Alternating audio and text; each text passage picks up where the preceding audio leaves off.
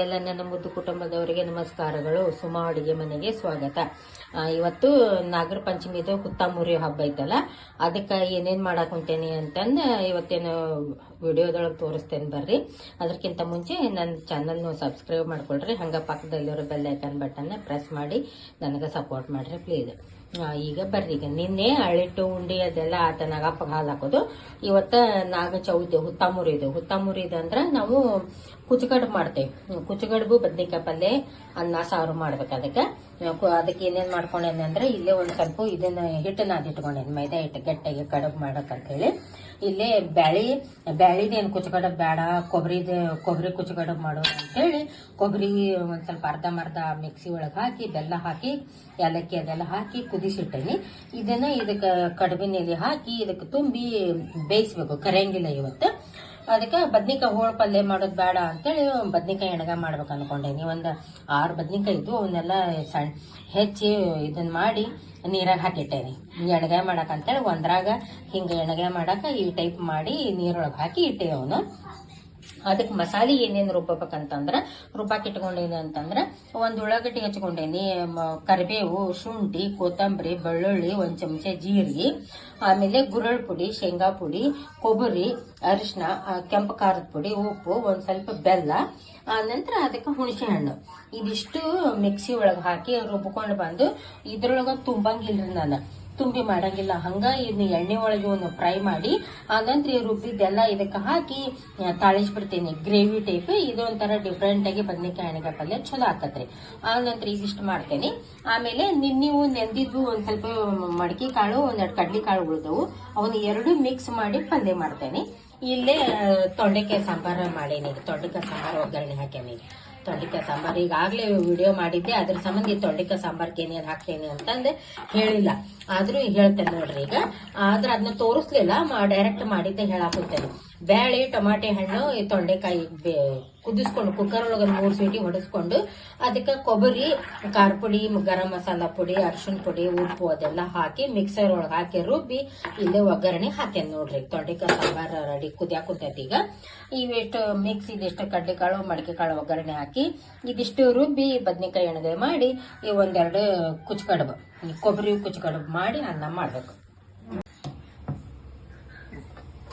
ಈಗ ಮಡಿಕೆ ಕಾಳು, ಕಡ್ಲೆಕಾಳು 2 ಮಿಕ್ಸ್ ಉಳಿದಿದ್ವಲ್ಲ, ಅವೆರಡು ಮಿಕ್ಸ್ ಮಾಡಿ ಒಗ್ಗರಣೆ ಹಾಕೇನಿ. ಇಲ್ಲಿ ಪಲ್ಯ ಕುದಿಯಾಕತ್ತೈತಿ ನೋಡ್ರಿ. ಈಗ ಬದ್ನಿಕಾಯಿ ಎಣ್ಣೆಗಾಯಿಗೆ ಇಲ್ಲಿ ಎಣ್ಣೆ ಕಾದೈತಿ. ಈಗ ಸಾಸಿವೆ ಜೀರಿಗೆ ಹಾಕ್ತೇನೆ.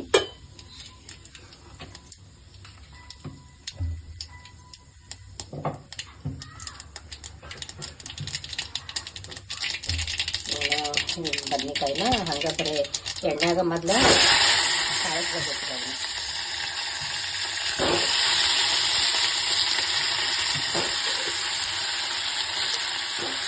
ಎಣ್ಣೆ ಒಳಗನೆ ಮೊದ್ಲು ಸ್ವಲ್ಪ ಮಾಡ್ತಾ ಬೇಯಿಸ್ಕೊಂಡ್ಬಿಟ್ರೆ ಇದು ಮಳೆಗಾಲ ಅಂದ್ರೆ ನಾನು ತುಂಬಿ ಮಾಡಾಕಂತೀನಿ. ಯಾವಾಗಲೂ ಬರೀ ತುಂಬಿ ಮಾಡ್ತಿದ್ದೆ. ಈ ಸಲ ಒಂದು ಸ್ವಲ್ಪ ಎಲ್ಲ ಡಿಫ್ರೆಂಟ್ ಆಗಿರಲಿ ಅಂತೇಳಿ ಹಿಂಗೆ ಮಾಡಾಕಂತೀನಿ. ಚಲೋ ಹಾಕತ್ರಿ ಇದು. ಈಗ ಎಣ್ಣೆಗೆ ಬೇಯಿಸ್ಕೊಂಡಿದ್ದ ಈಗ ರುಬ್ಬಿದ್ದೆಲ್ಲ ಗ್ರೇವಿ ಇದಕ್ಕೆ ಹಾಕ್ಬಿಡೋದು. ಇದಕ್ಕೆ ಹಾಕಿ ಮತ್ತೆ ನೀರು ಅದೇನು ಹಾಕಂಗಿಲ್ರಿ ಇದಕ್ಕೆ. ಬರೀ ಇದಕ್ಕೆ ಮಿಕ್ಸರ್ ಜಾರ್ಗೆ ಏನ್ ಇರ್ತೈತಲ್ಲ ಅದ್ರಾಗ ಒಂದ್ 2 ಸ್ಪೂನ್ನಷ್ಟು ನೀರು ಹಾಕಿ ಇದಕ್ಕೆ ಹಾಕಿ ಬಾಯಿ ಮುಚ್ಚಿಬಿಟ್ರೆ ಅದು ತಾನ ಇದಾಕತ್ರಿ.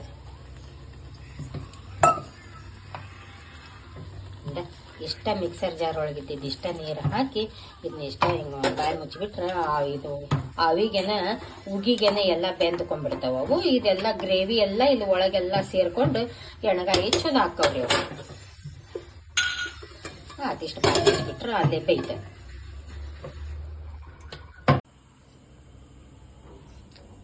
ಈಗ ನೋಡ್ರಿ, ಈಗ ಪಲ್ಯ ನೀರ್ ಅದೇನ್ ಹಾಕ್ಲಾರ್ದ ಅಷ್ಟ ಎಣ್ಣೆಗ ತಳಸಿದ್ನಲ್ರಿ ಎಣ್ಣೆಗಾಯಿ. ಈ ಟೈಪ್ ಹಾಕೋದ್ ನೋಡ್ರಿ. ನಾನು ತುಂಬಿ ಮಾಡ್ತೇನೆ, ಹಗಲೆಲ್ಲ ತುಂಬಿ ಮಾಡ್ತಿದ್ದೆ. ಈ ಸಲ ಒಂದ್ ಸ್ವಲ್ಪ ಹಿಂಗ್ ಡಿಫ್ರೆಂಟ್ ಆಗಿರ್ಲಿ ಅಂತಂದು ಹಿಂಗ ಮಾಡಿದೆ. ಎಷ್ಟು ಚಲೋ ಆಗೈತೆ ನೋಡ್ರಿ. ಇದಷ್ಟ ಗ್ರೇವಿನೂ ಹಿಡ್ಕೊಂಡೈತಿ ಒಳಗ, ತುಂಬಿ ಮಾಡಿದ್ದೆ ಇದನ್ನು ಹಿಡ್ಕೊಂಡೈತಿ ನೋಡ್ರಿ. ಇಷ್ಟ ಇದು ಇಷ್ಟ ನೋಡ್ರಿ. ಇದಿಷ್ಟು ಪಲ್ಯ ಆಯ್ತು. ಪಲ್ಯ ಹಾಕ್ರಿ.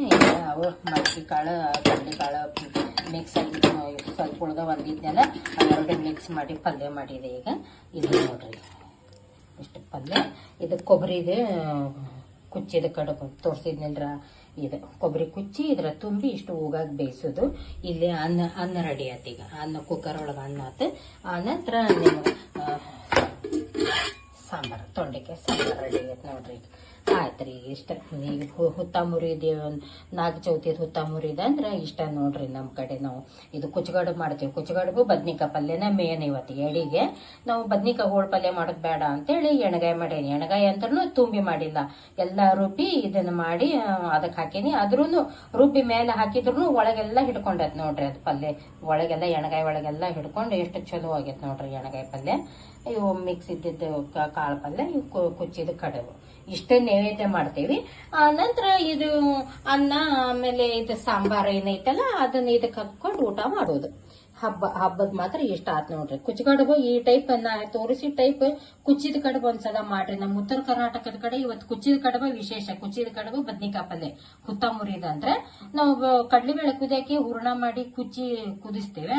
ಇವತ್ತ ಈ ಸಲ ಕಡ್ಲಿಬೇಳೆ ಹೂರ್ಣದ್ ಬೇಡ, ಮತ್ ನಾಳೆ ವರಮಹಾಲಕ್ಷ್ಮಿಗೆ ಅದಕ್ಕೆ ಕರಿಗಡುಬು ಮಾಡೋದೈತೆ ಅಂತೇಳಿ ಕೊಬ್ಬರಿ ರುಬ್ಬಿ ಕೊಬ್ಬರಿ ಅರ್ಧಂಬರ್ಧ ಸುಸ್ಲಾ ಮಾಡಿ ಬೆಲ್ಲ ಹಾಕಿ ಕುದಿಸಿ ಈಗ ತುಂಬಿ ಸೇಮ್ ಹೂರ್ಣ ಕಡುಬು ತುಂಬಿದಂಗನ ಅದ್ರ ಹೂರ್ಣದ ಬದ್ಲಿ ಕೊಬ್ಬರಿದ ತುಂಬಿ ಕುದಿಸಿ ನೋಡ್ರಿ ಕುಚ್ಚಗಡುಬು.